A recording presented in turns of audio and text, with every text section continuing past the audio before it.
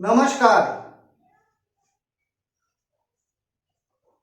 ज्योतिष के नियम के अंतर्गत अध्याय संख्या 2 में आज हम लोग चर्चा करेंगे साहचर्य का नियम को ज्योतिष में कैसे समझे।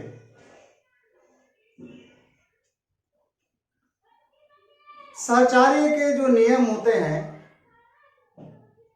उसके अंतर्गत हम लोग क्या समझने का प्रयास करते हैं। साहचर्य के नियम को लागू करके किसी भी लग्नों में हम लोग यह समझने का प्रयास करते हैं कि कोई भी ग्रह उस लग्न को शुभ परिणाम देंगे या अशुभ परिणाम देंगे। साहचर्य के नियम सबसे पहले हम लोग यह समझते हैं कि वह किन किन ग्रहों पे लागू होता है। हम लोग जानते हैं कि कुल ग्रह 9 होते हैं, जिनमें से मुख्य ग्रह 7 और 2 ग्रह होते हैं जो राहु केतु की श्रेणी में रखते हैं, जो राहु केतु के नाम से जाने जाते हैं। 7 मुख्य प्रकार के ग्रह आते हैं। 7 मुख्य प्रकार के ग्रह में हम लोग सूर्य और चंद्रमा, इन दोनों को हम लोग अलग से समझते हैं तथा राहु और केतु को भी हम लोग अलग से ही समझते हैं। अब बचे 5 ग्रह। 5 ग्रह अर्थात कौन कौन से बचे हैं? मंगल, बुध, गुरु, शुक्र और शनि। इन सभी ग्रहों की 2-2 राशियां होती है। इन सभी ग्रहों की 2-2 राशियां होती है और सभी ग्रहों की 2 राशियां होती है। एक राशियां शम होती है और दूसरी क्या होती है? विषम राशि होती है। इन 5 ग्रहों की तो साहचर्य के जो नियम है वह इन 5 ग्रहों पर ही लागू होता है।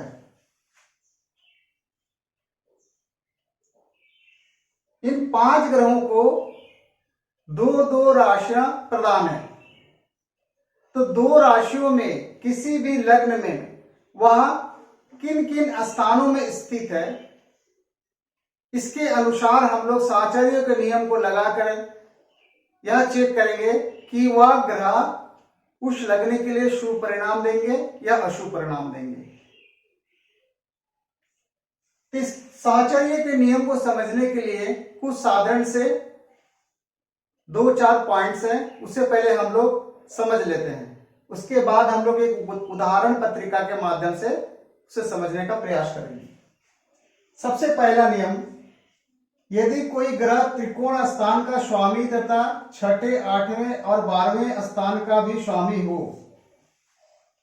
पहला नियम साहचर्य के अनुसार क्या चेक करना हम लोगों को कि यदि कोई ग्रह, किसी भी ग्रह की 2 राशि है, जैसे मंगल है उसकी 2 राशि है, मेष राशि और वृश्चिक राशि।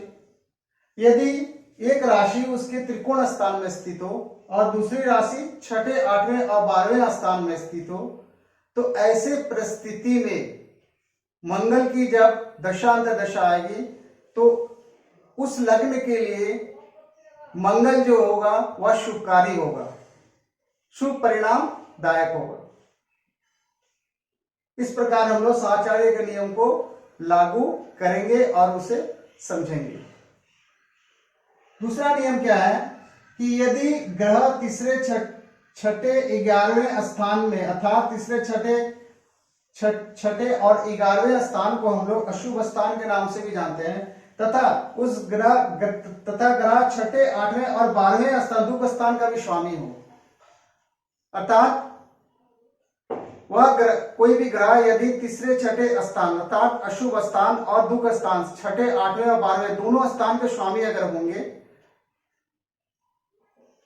तो वह ग्रह अपनी दशा अंतर्दशा में जब आएंगे तो उस लग्न के लिए वह अशुभ परिणाम देंगे।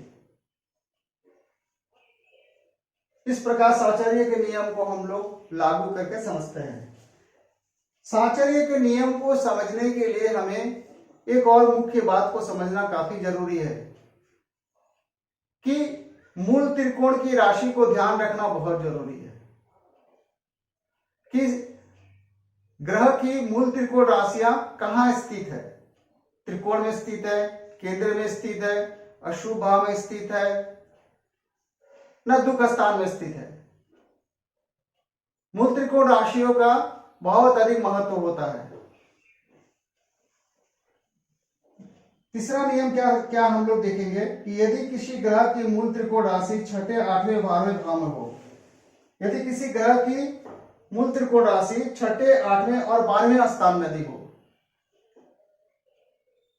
तो ऐसी परिस्थिति में वह ग्रह जो है वह अशुभ परिणाम तो नहीं देंगे, शुभ परिणाम ही देंगे, परंतु उसकी मूल त्रिकोण राशि छठे, 8वें और 12वें में होने के कारण उसके परिणाम में थोड़ी कमी हो जाएगी, शुभ परिणाम में कमी हो जाएगी। इस प्रकार हम लोग स्वाचार्य के नियम को लागू करके उसके परिणामों को समझेंगे। चौथा, यदि किसी ग्रह की मूल त्रिकोण में तथा दूसरी राशि छठे, 8वें, 12वें में हो, अर्थात किसी भी ग्रह की एक राशि मूल त्रिकोण राशि जो है वह केंद्रीय त्रिकोण में हो, अर्थात त्रिकोण में हो, तथा दूसरी राशि कहां हो, छठे, 8वें, 12वें में हो। मूल त्रिकोण राशि कहां हो, केंद्रीय त्रिकोण में हो, और छठे, 8वें, 12वें में उसकी साधारण राशि हो, तो ऐसे स्थिति में हम लोग यह कह सकते हैं कि वह ग्रह शुभ परिणाम देंगे।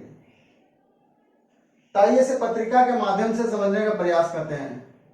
एक वृष लग्न की पत्रिका हम लोग ले लेते हैं। 5, 6, 7, 8, 9, 10, 11, 12, 1। यह वृष लग्न की पत्रिका है, यह लग्न हो गया। वृष लग्न की पत्रिका में इसके स्वामी कौन हुए, शुक्र हुए।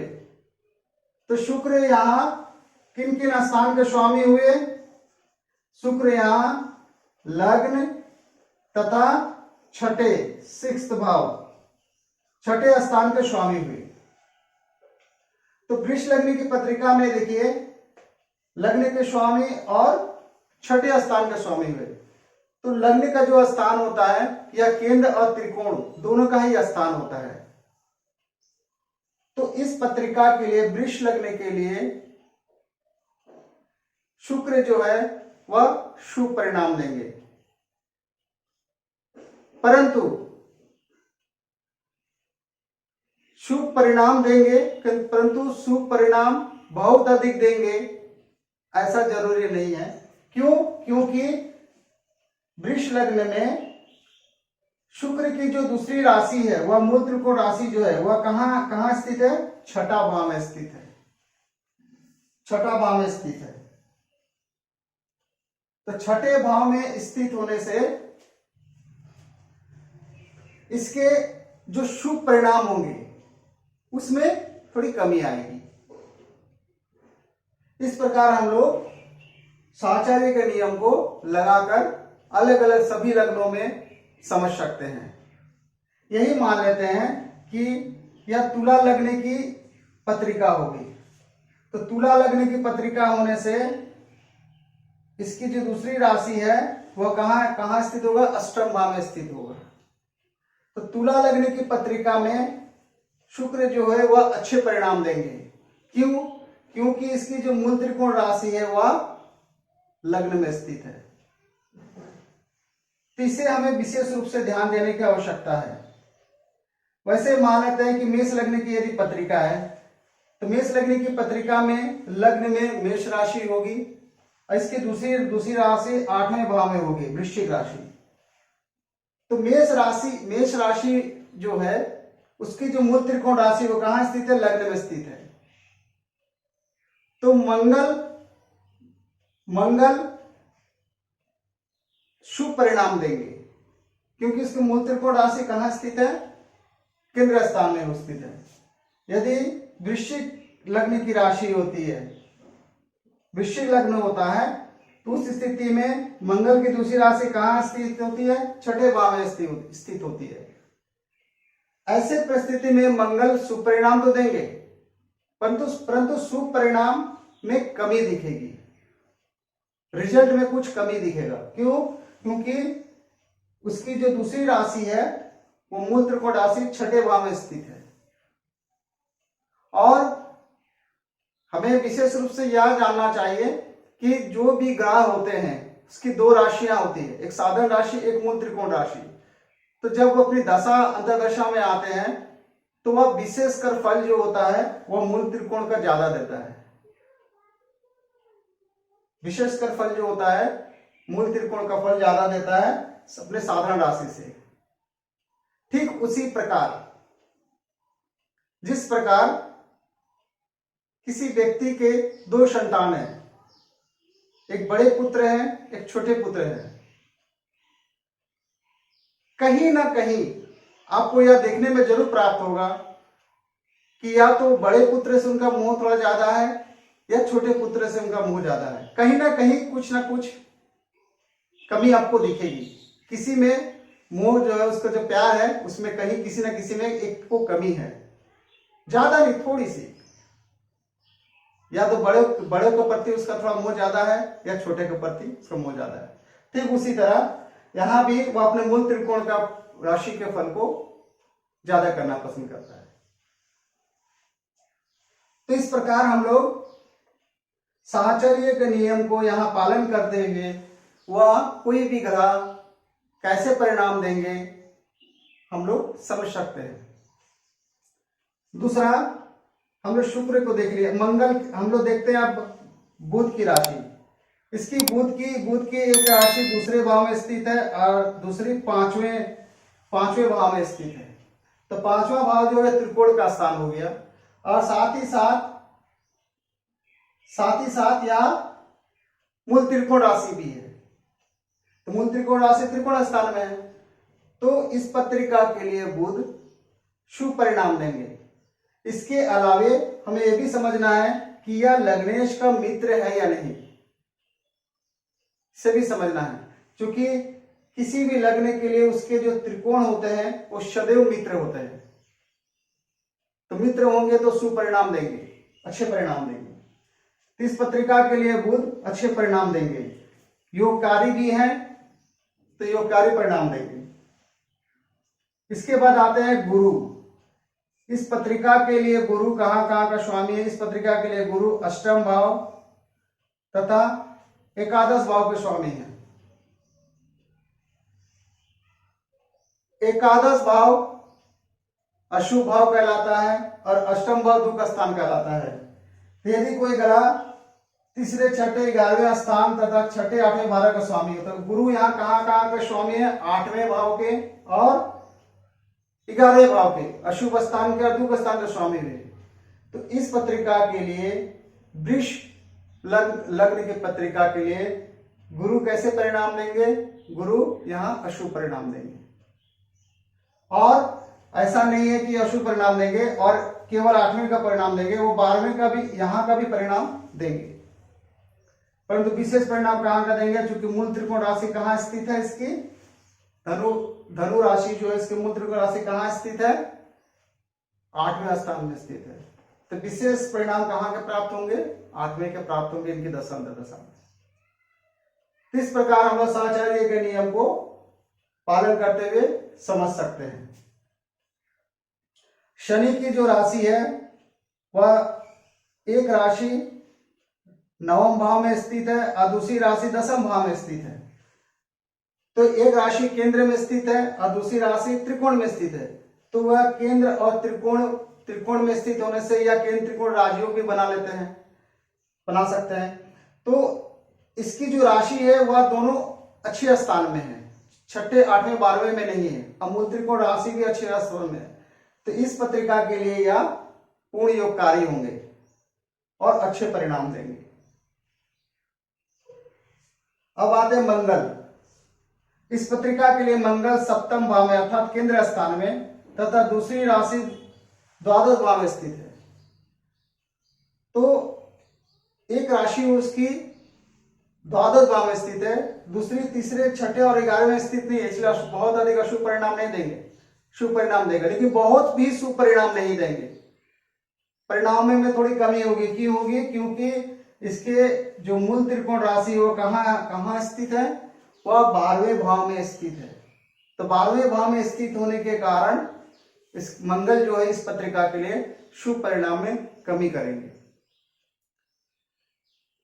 इस प्रकार हम लोगों ने देखा कि साहचर्य के नियम को किस प्रकार हम लोग लागू करते हैं और नियम का पालन करते हैं। पालन करते हुए किस प्रकार हम लोग किसी भी फल के परिणाम को समझ सकते हैं। सभी लग्नों में, अलग अलग लग्नों में अलग अलग ग्रह किस प्रकार परिणाम देंगे, इसे हम लोग समझ सकते हैं। तो हम लोगों ने आज ज्योतिष के नियम के अंतर्गत में समझा साहचर्य के नियम को ज्योतिष में कैसे लागू करेंगे और उसे समझेंगे। उम्मीद करता हूं कि आप लोगों को यह छोटा सा ज्योतिष का ज्ञान पसंद आया होगा। यदि पसंद आया हो तो कृपया चैनल को सब्सक्राइब, शेयर, लाइक जरूर करें। इस वीडियो को अंत तक देखने के लिए आप सभी दर्शकों का बहुत बहुत धन्यवाद। नमस्कार।